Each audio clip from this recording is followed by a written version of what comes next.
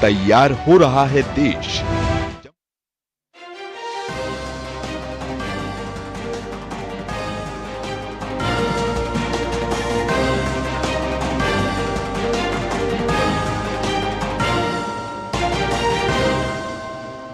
और आइए आपको सीधे चलते हैं राजस्थान के जयपुर, जहां मल्लिकार्जुन खड़गे चुनावी सभा को संबोधित कर रहे हैं।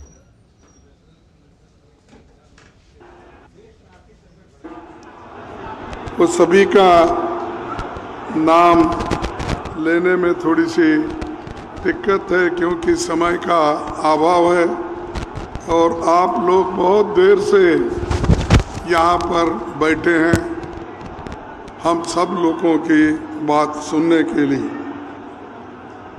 अब सारी चीज़ें प्रियंका गांधी जी ने हमारे घोषणा पत्र का एक एक करके आपको बताया और जो हमारी 5 न्याय गारंटी है और उसके तहत 25 गारंटी हमने आपको करके देने का वायदा कर रहे हैं। अगर हमारी सरकार आई, निश्चित रूप से हम सभी गारंटी को अमल में लाएंगे। हम कभी झूठ बोलने वालों में नहीं हैं, जैसा कि मोदी झूठ बोलते हैं और हर जगह जाते हैं कुछ ना कुछ नया झूठ बोल के आते हैं। उन्होंने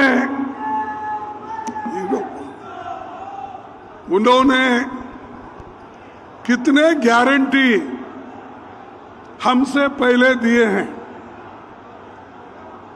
कौन सा गारंटी उन्होंने लोगों को दिया है, लोगों तक पहुंचा है, मैं आप सबसे पूछना चाहता हूं। पहला तो बहुत बड़ा गारंटी युवाओं को दिया। कौन सी गारंटी? युवाओं को कहा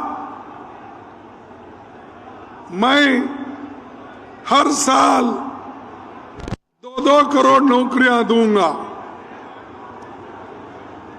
तो 5 साल में 10 साल में 20 करोड़ नौकरियां देना था। मैं पूछता हूं क्या वो 20 करोड़ नौकरियां देश के युवाओं को मिला है? अरे मोदी प्रधानमंत्री है, वो कैसा झूठ बोल सकता है? आपको नौकरी मिली है इसलिए आप झूठ बोल रहे हैं। नहीं मिला तो मोदी झूठ है क्या कांग्रेस पार्टी झूठ है? मोदी झूठ है। तो इस वक्त कांग्रेस अध्यक्ष मल्लिकार्जुन खड़गे को आप सुन रहे थे, जो सीधे तौर पर इस वक्त राजस्थान के जयपुर में चुनावी जनसभा करते हुए नजर आ रहे थे, जहां पर आपको बता दें कि कांग्रेस इस वक्त चुनावी जनसभा कर रही है जिसका नाम रखा गया है न्याय पत्र यात्रा। और इसी के साथ चलिए एक नजर डाल लेते हैं इस वक्त की हेडलाइंस पर। पश्चिम बंगाल के मेदिनीपुर में एनआईए ने 2022 के भूपति नगर विस्फोट मामले के 2 आरोपियों को हिरासत में लिया। सुबह एनआईए टीम पर हुए हमले में एक अधिकारी हुआ घायल।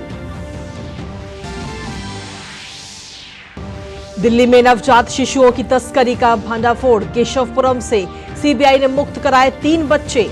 2 महिलाओं समेत 5 लोग हिरासत में। प्रधानमंत्री ने सहारनपुर में की जनसभा। कांग्रेस के घोषणा पत्र की तुलना आजादी के पहले की मुस्लिम लीग से की। अजमेर के बाद गाजियाबाद में होगी प्रधानमंत्री की रैली। वहीं जयपुर में शुरू हुई कांग्रेस की न्याय पत्र यात्रा। सोनिया गांधी, प्रियंका गांधी, मल्लिकार्जुन खड़गे शामिल।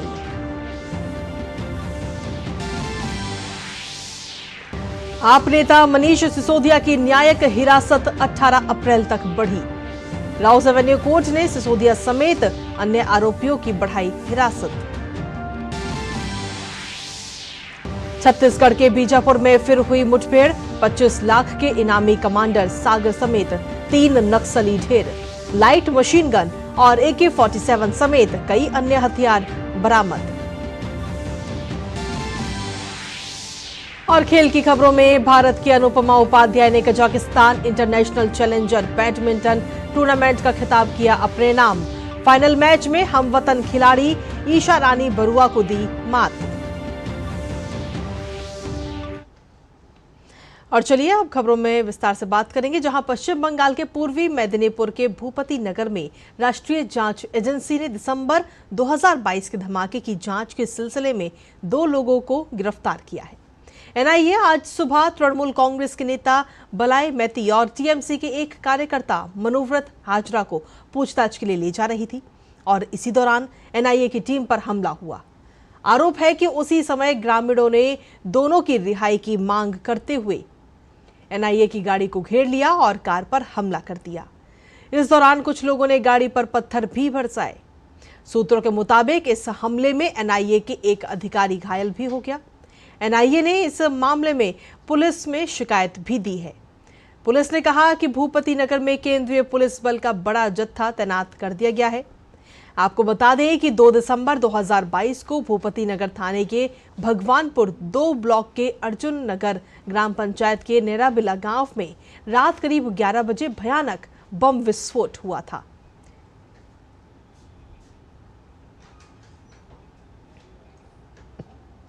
और इसी बीच चलिए सीधा रुख करते हैं इस वक्त दिल्ली का। भारतीय जनता पार्टी के प्रवक्ता शहजाद पूनावाला क्या कुछ कह रहे हैं, सुनते हैं। मेरे वरिष्ठ साथी श्री आरपी सिंह जी पंजाब के विषय में वो अभी बात रखेंगे कुछ देर में, और बंगाल के विषय में मैं आपके समक्ष आया हूं।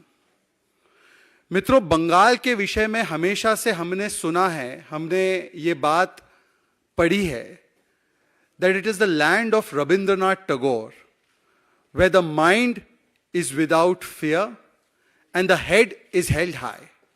पश्चिम बंगाल के विषय में हमेशा कहा जाता है कि ये वो रविंद्रनाथ टैगोर जी की भूमि है जिसमें मन भयमुक्त होता है और मस्तिष्क हमेशा ऊंचा होता है।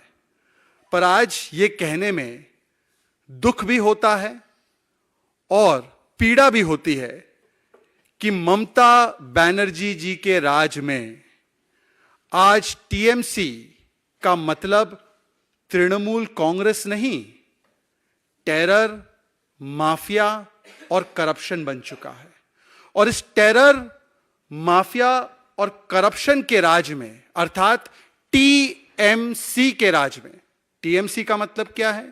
टेरर, माफिया और करप्शन के राज में आज यह कहना अतिशयोक्ति नहीं होगी कि बंगाल की कानून व्यवस्था हर रोज एक नए निचले स्तर को छूती है। और जिस प्रकार का भय का वातावरण आज पश्चिम बंगाल में अर्थात रविंद्रनाथ टैगोर जी की भूमि में निर्माण हो चुका है, तो वहां पर यदि सेंट्रल एजेंसीज के हमारे जाबाज ऑफिसर्स ही सुरक्षित नहीं है, तो वहां पर मां, मानुष और माटी सुरक्षित है क्या? यह बड़ा सवाल, ये चिन्ह आज निर्माण होता है, पैदा होता है। आज मैं आपके सामने संदेश खाली 2.0 की दास्तान लेकर आया हूं। Today we have witnessed through the images of the national media what can be described as nothing short of Sandeshkhali 2.0। You all would remember that day in January when ED officials, following the rule of law, following the constitution, reached West Bengal in order to take forward the investigations into the ration scam which was तो इस वक्त Bharatiya Janata party के प्रवक्ता शहजाद पूनावाला को आप सुन रहे थे, जो सीधे तौर पर इस वक्त टीएमसी पर कहीं ना कहीं बरसते हुए नजर आए थे। उन्होंने सीधे तौर पर कहा कि पश्चिम बंगाल में इस वक्त भय का माहौल है, अधिकारी भी वहां पर सुरक्षित नहीं है। इसी के साथ खबरों में आगे बढ़ते हैं, जहां दिल्ली के केशवपुरम थाना इलाके में मानव तस्करी मामले में सीबीआई ने छापेमारी की है। यहां बच्चों की तस्करी यानी अवैध व्यापार से जुड़े मामले में सीबीआई ने कई जगहों पर अचानक छापा मारा। सीबीआई की टीम ने छापेमारी में 3 नवजात बच्चों को बरामद किया और 2 महिलाओं समेत करीब 5 लोगों को हिरासत में भी लिया है। इन लोगों से फिलहाल पूछताछ के बाद कई अहम खुलासे होने की भी संभावना है।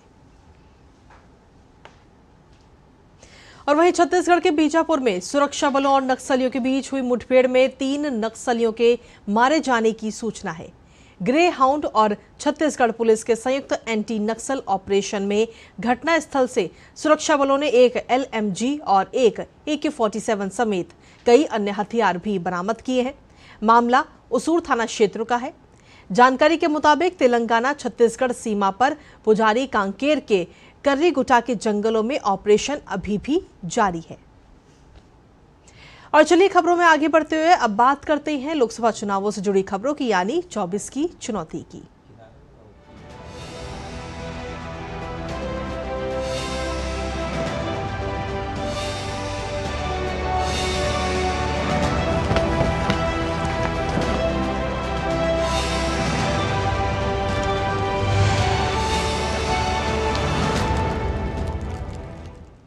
और 24 की चुनौती में सबसे पहले बात प्रधानमंत्री नरेंद्र मोदी की, जो आज उत्तर प्रदेश के सहारनपुर में विशाल जनसभा को संबोधित जिन्होंने किया। प्रधानमंत्री ने कांग्रेस के चुनावी घोषणा पत्र को देश की आशा आकांक्षाओं से कोसों दूर बताया।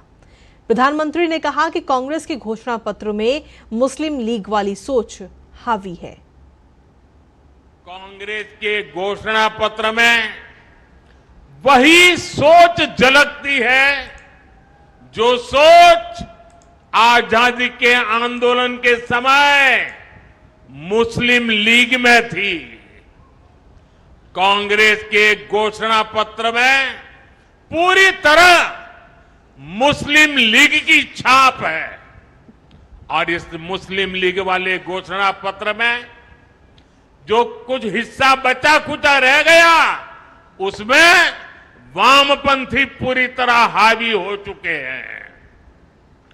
कुल मिलाकर कांग्रेस इसमें दूर दूर तक नहीं दिखाई देती है। ऐसी कांग्रेस 21वीं सदी में भारत को आगे नहीं बढ़ा सकती। वहीं लोकसभा चुनाव के लिए कांग्रेस ने उम्मीदवारों की एक और लिस्ट जारी कर दी है। इस लिस्ट में गोवा, मध्य प्रदेश और दादर की 6 सीटों पर उम्मीदवारों के नामों का ऐलान किया गया है। मध्य प्रदेश की ग्वालियर सीट से प्रवीण पाठक और मुरैना से सत्यपाल सिंह सिकरवार को टिकट दिया गया। वहीं मध्य प्रदेश की खंडवा सीट से कांग्रेस ने नरेंद्र पटेल को अपना उम्मीदवार बनाया है। नॉर्थ गोवा रमाकांत खलप को और दक्षिण गोवा से कैप्टन विरियाटो फर्नांडीज को टिकट दिया गया है। दादर एवं नगर हवेली से कांग्रेस ने अजीत रामजी भाई को चुनावी मैदान में उतारा है। रक्षा मंत्री राजनाथ सिंह ने मध्य प्रदेश के संगरौली में एक चुनावी रैली को संबोधित करते हुए कहा कि एक राष्ट्र एक चुनाव से देश मजबूत होगा। जनता अपने वोट का बेहतर इस्तेमाल कर सकेगी। खरीद फरोख्त रोकने का भी यही उपाय है। देश में एक राष्ट्र एक चुनाव होना चाहिए। एक देश एक चुनाव यदि होता है तो भारत का लोकतंत्र मजबूत होगा और यहां की जागरूक जनता भी अपने मतों का प्रयोग ठीक तरीके से कर सकेगी।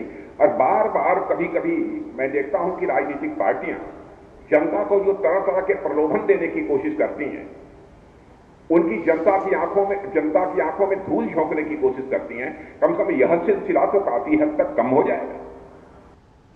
तेलंगाना के सिकंदराबाद कैंट विधानसभा सीट पर हो रहे उपचुनाव के लिए कांग्रेस ने नारायण श्री गणेश को अपना उम्मीदवार घोषित किया है।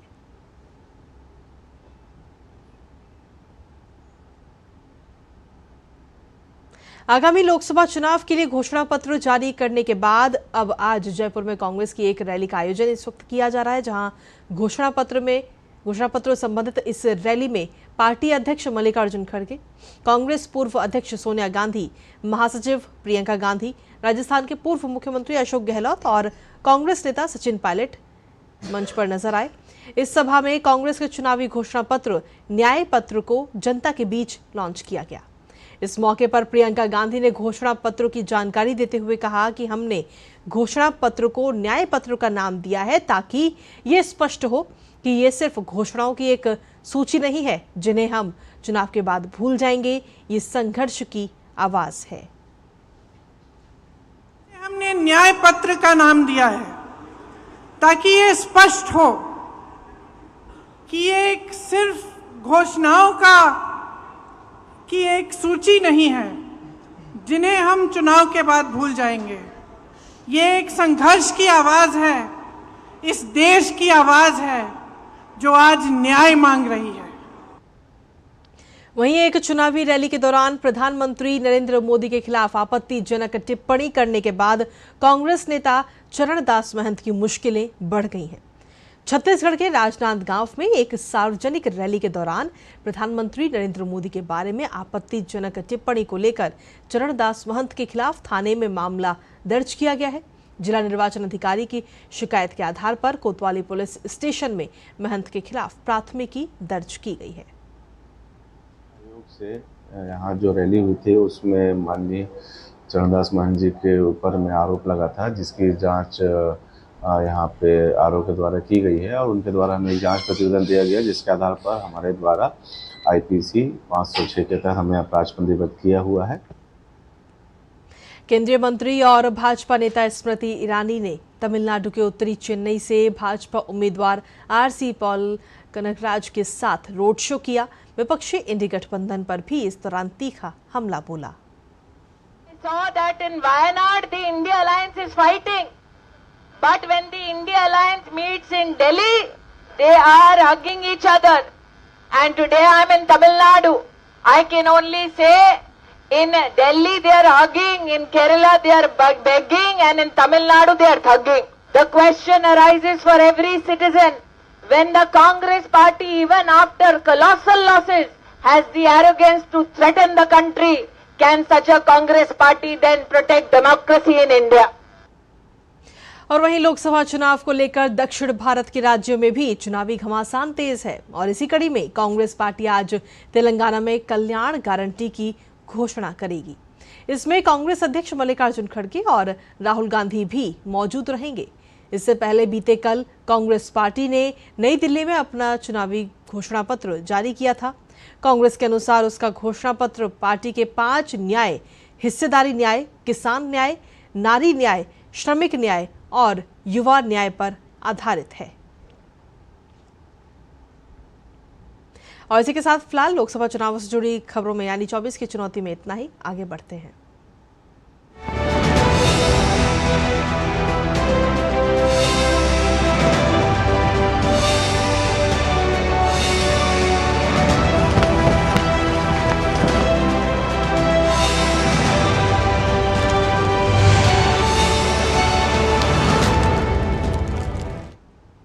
भाजपा के स्थापना दिवस पर पार्टी के राष्ट्रीय अध्यक्ष जेपी नड्डा ने नई दिल्ली स्थित भाजपा मुख्यालय पर पार्टी का ध्वज फहराया। उन्होंने श्यामा प्रसाद मुखर्जी और दीनदयाल उपाध्याय की प्रतिमा पर पुष्पांजलि भी अर्पित की। इस अवसर पर बड़ी संख्या में पार्टी कार्यकर्ता भी मौजूद रहे। आज भारतीय जनता पार्टी इस मुकाम पर आदरणीय प्रधानमंत्री नरेंद्र मोदी जी के नेतृत्व में पहुंची है।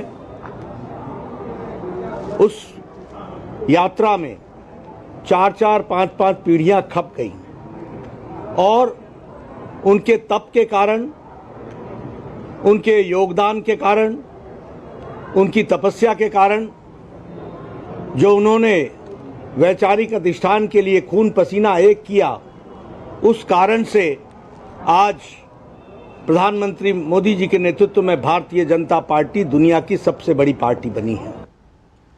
वहीं प्रधानमंत्री नरेंद्र मोदी ने भाजपा के स्थापना दिवस पर कहा कि भाजपा राजनीति नहीं, राष्ट्र नीति पर चलती है। उत्तर प्रदेश के सहारनपुर में विशाल जनसभा को संबोधित करते हुए प्रधानमंत्री ने कहा कि बहुत कम दशकों में ही भाजपा के साथ रिकॉर्ड संख्या में देशवासी जुड़े हैं। भाजपा ने लोगों का भरोसा और दिल जीता है। भाजपा के लिए राष्ट्र प्रथम है, ये भाजपा का नारा नहीं, भाजपा का आर्टिकल ऑफ फेथ है, यह हमारा विश्वास है, यह हमारी रगों में है, यह हमारे सपनों में है, यह हमारे संकल्प में है। राष्ट्र प्रथम हमारे लिए देश से बड़ा और कुछ नहीं है। देश हित से बड़ा और कुछ हो भी नहीं सकता। भाजपा से लोग सत्ता के लिए नहीं जुड़ते, बल्कि एक मिशन के लिए जुड़ते हैं। इसलिए भाजपा ने अपने सिद्धांतों, अपने संकल्पों को हमेशा राजनीतिक स्वार्थ से छोड़ करके राष्ट्रहित की सुप्रीमेसी के लिए ऊपर रखा है। वहीं दिल्ली शराब नीति से जुड़े मनी लॉन्ड्रिंग मामले में आप नेता और दिल्ली के पूर्व उप मुख्यमंत्री मनीष सिसोदिया को आज भी कोर्ट से राहत नहीं मिली। दिल्ली की राउज एवेन्यू कोर्ट ने मनीष सिसोदिया की न्यायिक हिरासत 18 अप्रैल तक बढ़ा दी है। राउज एवेन्यू कोर्ट में इस मामले की अब अगली सुनवाई 18 अप्रैल को होगी। भारतीय तटरक्षक बल ने समुद्र में अचानक बीमार हुए एक श्रीलंकाई मछुआरे की जान बचाने में सफलता पाई है। इंजन फेल होने के बाद श्रीलंकाई मछुआरे की नाव भारतीय समुद्री सीमा के भीतर आ गई थी। तभी अचानक उन्हें सांस लेने में तकलीफ होने लगी। जानकारी मिलने पर भारतीय तटरक्षक बल ने तुरंत अपना जहाज ICGS रानी अबक्का नाव की ओर भेजा और कुछ ही घंटों में ICG हेलीकॉप्टर ने मरीज को सफलतापूर्वक एयरलिफ्ट किया। उन्हें चेन्नई में तटरक्षक हवाई स्टेशन लाया गया। अयोध्या में रामनवमी उत्सव की तैयारियों पर राम मंदिर निर्माण समिति के अध्यक्ष नृपेंद्र मिश्रा ने कहा कि मंदिर ट्रस्ट ने रामनवमी मनाने को लेकर चर्चा की है और श्रद्धालुओं से अपील भी की जा रही है कि वो रामनवमी पर अपने अपने स्थानों पर ही पूजा करें और उसके बाद अयोध्या आएं। अगर शहर में अप्रत्याशित संख्या में श्रद्धालु आते हैं तो इससे कानून व्यवस्था पर दबाव पड़ेगा। वहीं पुलिस और प्रशासन का उद्देश्य है शांतिपूर्ण रामनवमी समारोह सुनिश्चित करना। रामनवमी के बारे में भी कल ट्रस्ट ने काफ़ी चर्चा की। संभवतः हमारे जनरल सेक्रेटरी साहब ने बताया होगा और यह अपील की जा रही है सभी से कि यथासंभव रामनवमी में अपने स्थानों पर भी पूजा अर्चना की व्यवस्था रखें और समय पाकर के आगे दर्शन के लिए अयोध्या धाम पधारें, क्योंकि एक अप्रत्याशित अगर यहाँ पर आ जाएंगे दर्शक श्रद्धालु तो ये स्वाभाविक है कि व्यवस्था जो कानून व्यवस्था है उस पर एक बहुत बड़ी चुनौती, बहुत बड़ा भार आएगा। केंद्रीय आयुर्वेद विज्ञान अनुसंधान परिषद में 2 दिन की कार्यशाला का आयोजन किया गया। इस कार्यशाला में केंद्रीय आयुर्वेद विज्ञान अनुसंधान परिषद अगले 1 साल में क्या कुछ करेगा, इस पर योजना बनाई गई। CCRAS कुपोषण, सिकल सेल एनीमिया और कुपोषण के उन्मूलन पर काम कर रहा है। केंद्रीय आयुर्वेद विज्ञान अनुसंधान परिषद ने ICMR, एम्स और देश के कई विश्वविद्यालयों के साथ रिसर्च के लिए करार किया है। केंद्रीय आयुर्वेद विज्ञान अनुसंधान परिषद के देश भर में 30 संस्थान हैं। हम टोटली लास्ट ईयर का एक्टिविटीज़ को रिव्यू किए और अगले साल क्या क्या करेंगे प्लानिंग कर रहे हैं। जैसे अगले साल के लिए हमारा मेजर एक्टिविटीज़ है कि ministry of women and child development के साथ हम ये मिशन उत्कर्ष के अंदर एनीमिया कुपोषण को मैनेज करने के लिए प्रोग्राम कर रहे हैं। हम मिनिस्ट्री ऑफ ट्राइबल अफेयर्स के साथ मिलके 100 एकलव्य स्कूल में सिकल सेल को ट्रैक करना और उसमें माल नरिशमेंट को जो स्टूडेंट है उनको मैनेजमेंट करने के लिए दे रहे हैं। हम कई दूसरे यूनिवर्सिटीज़ और नेशनल इंस्टीट्यूट के साथ ICMR के साथ इन पर्टिकुलर हम 2-3 प्रोग्राम करने जा रहे हैं। ICMR के साथ हम एक MOU किए हैं मिनिस्ट्री ऑफ आयुष के थ्रू, जो CCRAS इम्प्लीमेंटिंग एजेंसी है। हम उसमें ICMR Ayush advance research centre AIIMS में 5 एम्स को आइडेंटिफाई किया गया है, वहाँ एडवांस रिसर्च सेंटर के बारे में बात कर रहे हैं अभी। और चलिए खबरों में आगे बढ़ते हुए बात अब खेलों की करते हैं, जहां भारत के अनुपमा उपाध्याय ने Kazakhstan international challenger badminton tournament के फाइनल का खिताब अपने नाम किया है। फाइनल मैच में अनुपमा ने हमवतन खिलाड़ी ईशा रानी बरुआ को मात दी। फाइनल मुकाबले को अनुपमा ने 21-15, 21-16 से अपने नाम किया। ये मुकाबला उन्होंने महज 41 मिनट के अंदर ही अपने नाम कर लिया। इससे पहले अनुपमा ने साल 2021 में इंडिया इंटरनेशनल चैलेंज, तो 2023 में तजाकिस्तान इंटरनेशनल सीरीज, तो वहीं 2022 में पॉलिश ओपन का खिताब अपने नाम किया था। और इसी के साथ फिलहाल मेरे साथ इस बुलेटिन में इतना ही। नमस्कार।